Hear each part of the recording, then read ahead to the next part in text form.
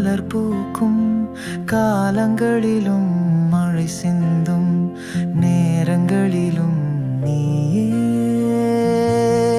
என்னோடு பேசுகின்றாய்.